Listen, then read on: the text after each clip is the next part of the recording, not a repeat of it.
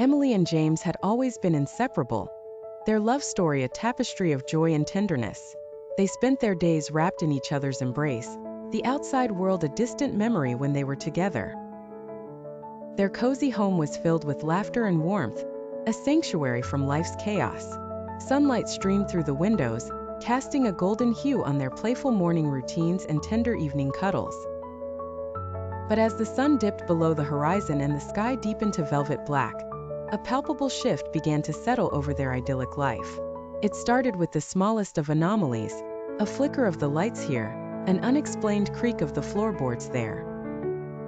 They exchanged nervous chuckles, brushing off the peculiarities as the quirks of an old house. However, as the night wore on, the incidents grew more frequent and more sinister. A shadow darted across the room, though there was no one there to cast it.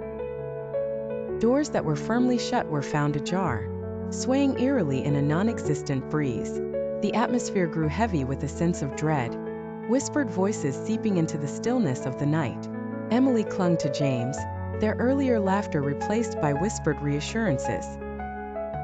They tried to rationalize the occurrences, but the terror was undeniable. Each new anomaly tightened the knot of fear in their stomachs. The house that once felt like a warm embrace now loomed over them like a malevolent entity. Determined to uncover the source of the disturbances, Emily and James navigated their home with trepidation. The glow from their flashlight did little to cut through the oppressive darkness, every corner seeming to hide unseen horrors.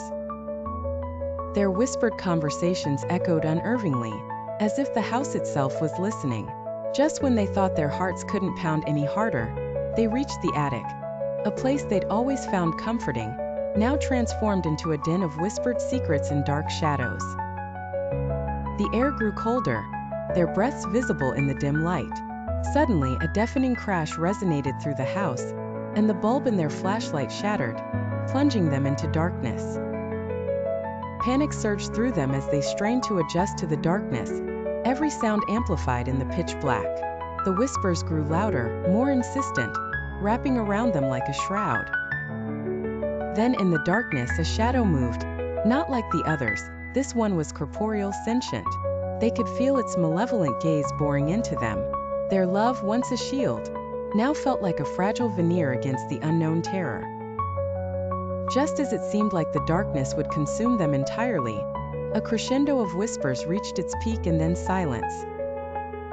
The power snapped back on, the oppressive atmosphere lifted, only to reveal the living room in disarray.